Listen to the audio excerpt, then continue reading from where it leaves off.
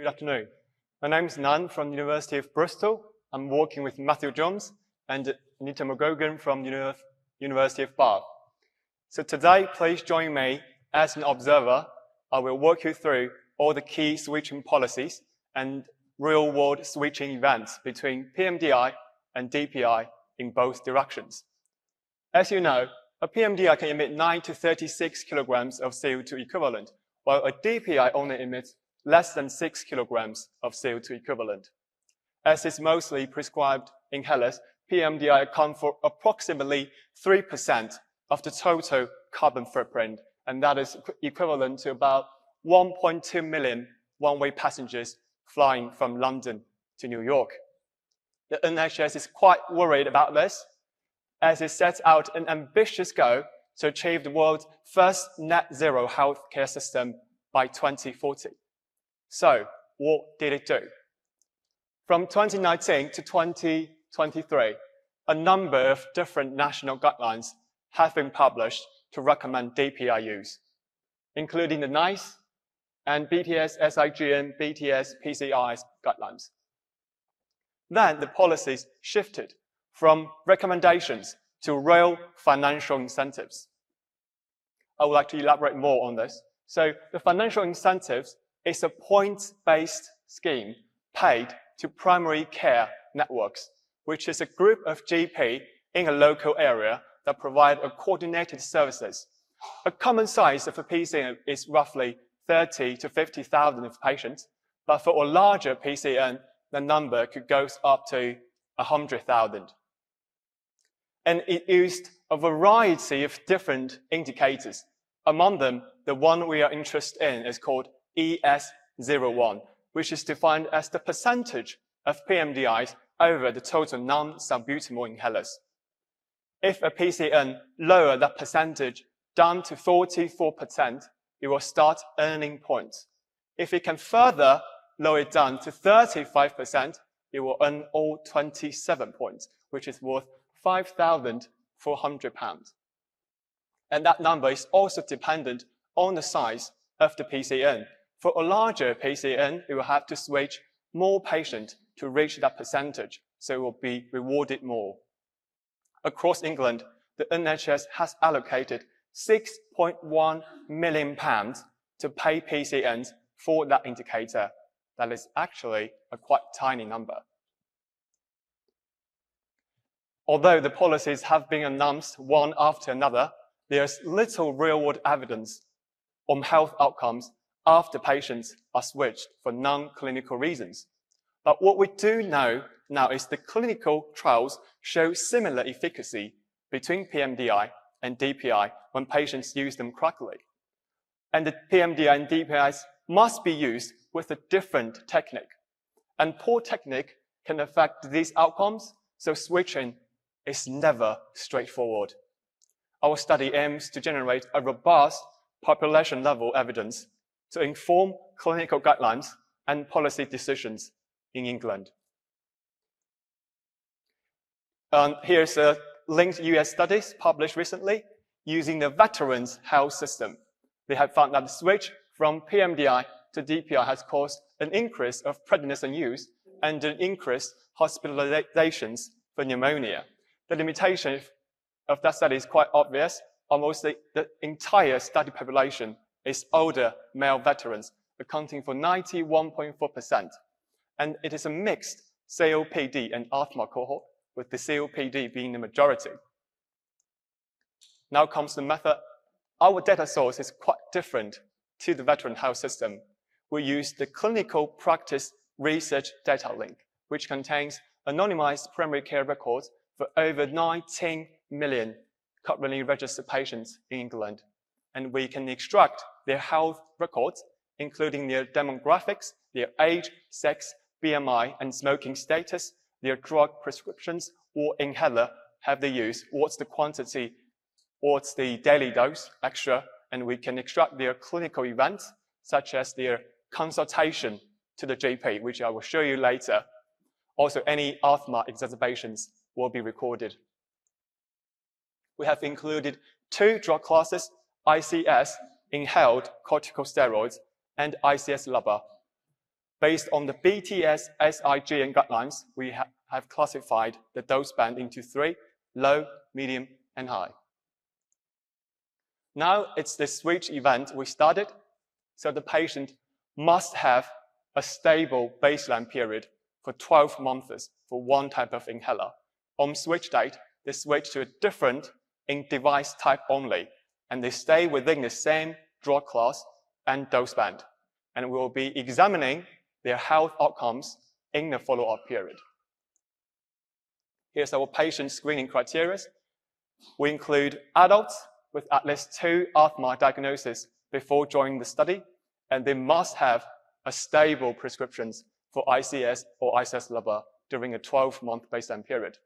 And the earliest prescriptions must be greater or equal to 330 days before the switch date.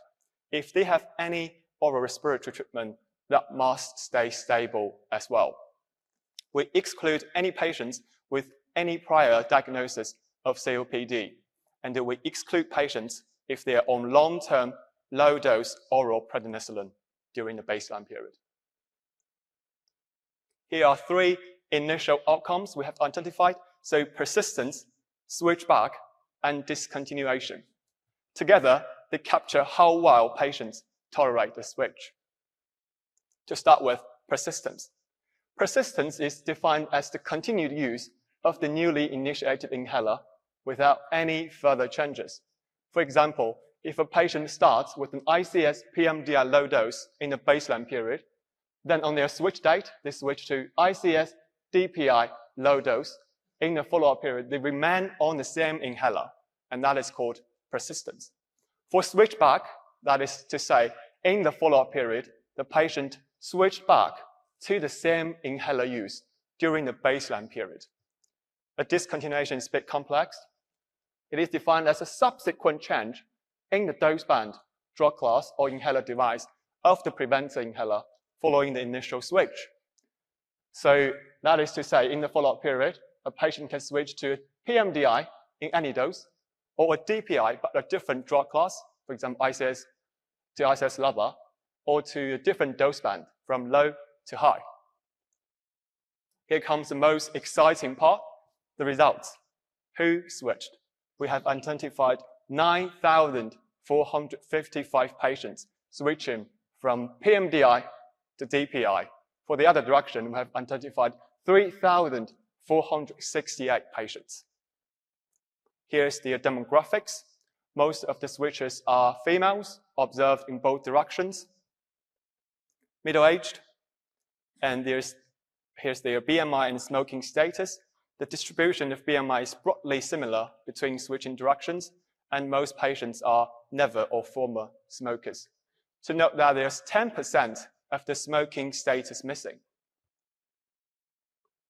Based on the data we have now, we are unable to tell what happened to the switchers on their switch date. We don't know whether or not they consent to their switch, and we don't know whether or not they receive enough education of the new inhaler. But what we do have is the recorded consultation. When we say consultation, we mean consultation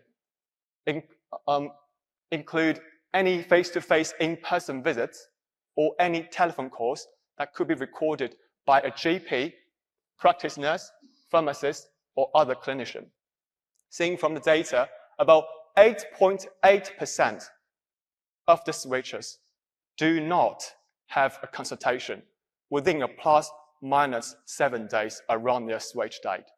That is quite concerning, as it is explicitly said in the incentive guidelines that it is important that the inhaler decision-making is based on a shared decision-making conversation, and we don't have the evidence for that. To note, the data is quite new, as I just got it this Monday, so it's only for 52% of the switchers. The next is the persistence outcomes. The median persistence really varied by dose band and switch directions. At 12 months after switch date, the persistence was higher in DPI to pMDI group, and that is consistent across all doses and drug classes.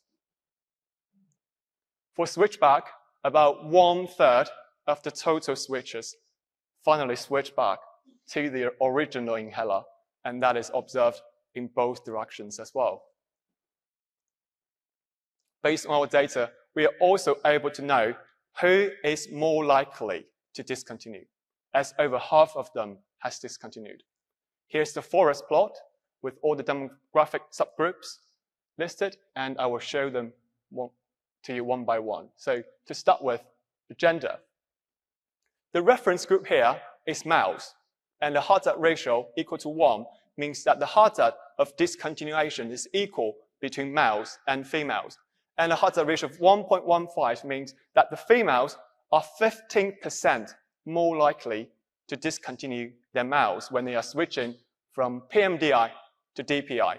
And the confidence lines do not go across the hazard equal to 1 line, which means the stats is statistically significant. For age groups, we have found that the older adults have a higher risk of discontinuation when they are switching from pMDI to DPI. And we found that the younger adults have shown a lower risk of discontinuation when they are switched from DPI to pMDI. And we don't see any statistically significant difference by BMI or smoking status. Now let's go back to the policies I've mentioned. Here I'm showing you the number of switchers in a time series plot from 2016 to 2024. The red line are the cohort switching from DPI to pMDI, and the blue line are the cohort switching from pMDI to DPI. They all start with a quite steady rate, showing baseline level of clinical reason of switch. But the red line remains stable and the blue line becomes volatile. So what happened?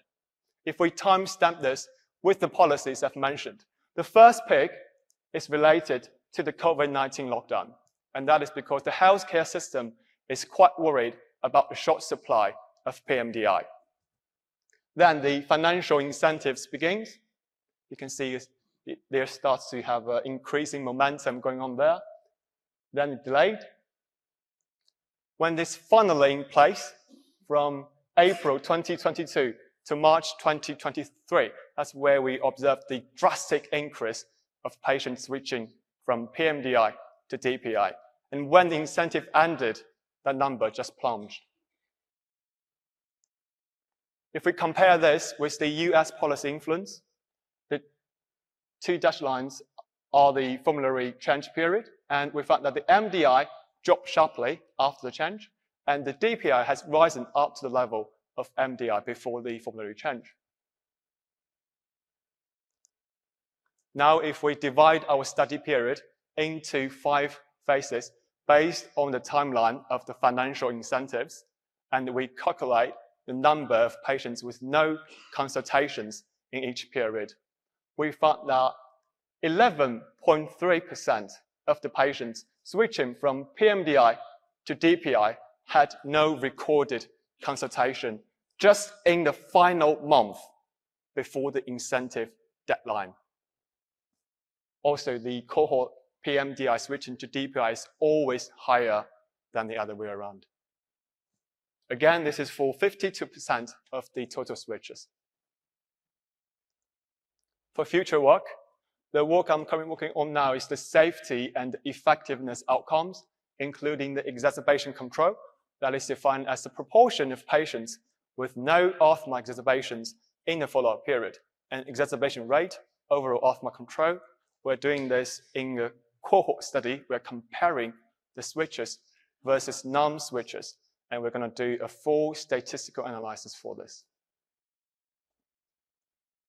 The key takeaway of my talk today is, firstly, more patients are switching from pMDI to DPI, and it showed a lower persistence at 12 months.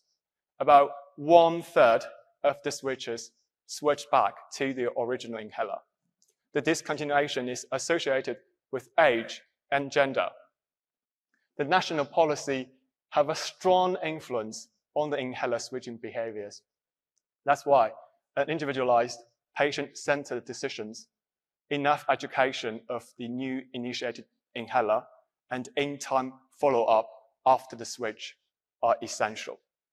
Although the policies emphasize the shared decision-making, our data suggests that some switches may have occurred without a recorded consultation. Finally, I would like to take the time to thank my supervisor, Matthew Jones and Anita McGogan. Thank you so much for your ongoing support. And a huge thanks to Ola Howell. Thanks to her invaluable clinical perspectives. And a big shout out to EPSRC, Center for Doctoral Training in Aerosol Science, and my main PhD supervisor, Jonathan Reid. Thank you for your support. Finally, a huge thank goes to the China Scholarship Council. Thank you for funding me. I want to end my talk by saying this project is for all the real people behind the numbers. Thank you very much.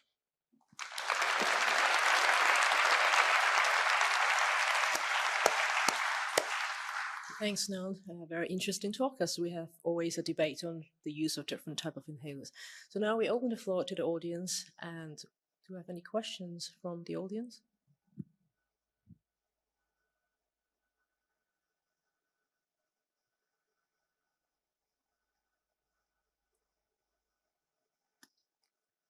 Thank you. Very nice presentation.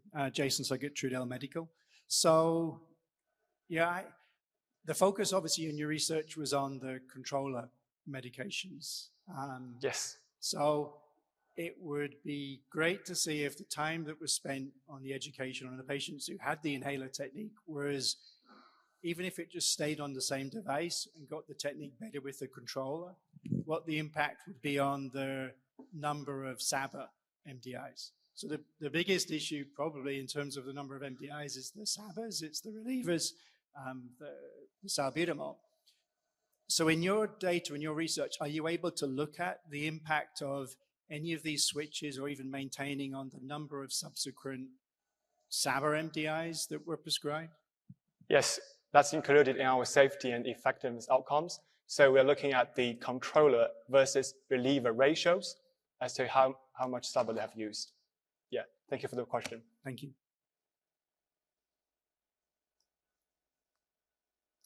Hi, John Pritchard. Very nice piece of work, thank you. A comment, if you look at the Salford study that Glaxo ran in real life in the northwest of England, they took half the patient group and put them onto their once daily combination dry powder inhaler.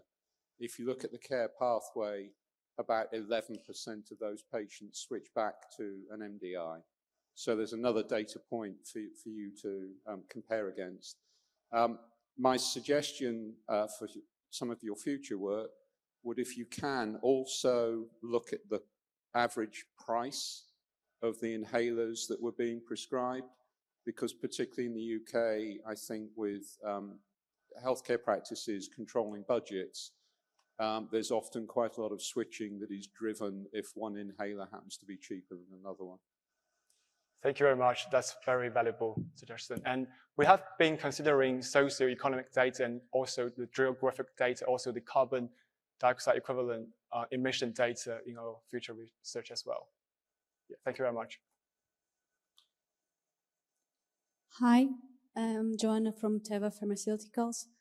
First of all, great work. Congratulations. My main question here is, when you did this study, do you checked what would be the main reason why people would go back to pMDIs over DPIs? Was just mainly, as previously was said, price, or was something like specific to the device, specific to the formulation, etc.? Thank you. Thank you very much. That's a very interesting question. So based on the data, we don't know. We don't know why they switch back. We don't know why they discontinue. And well, what I would suspect is they have such intolerance of the new initiated inhalers. Also, I would question whether or not they receive enough education of how to use the new inhaler. And that could be manifested in the data of the consultation. So, and you can see, so a minority of the patients do not receive that shared decision-making, and they don't have the enough education on the new inhaler. That's why I think they go back.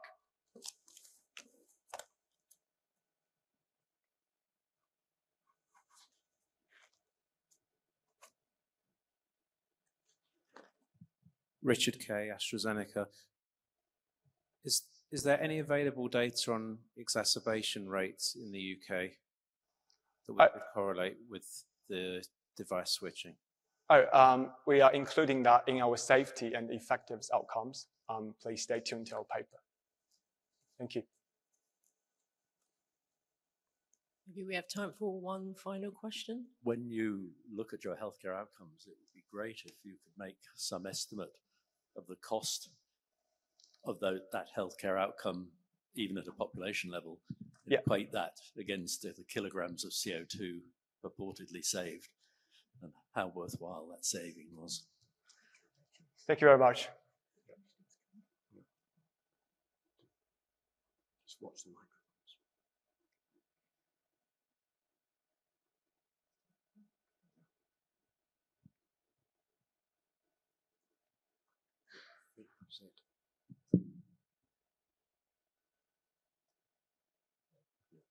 Okay, so if we have no more questions, so we are going to thank Nand again for the very interesting talk.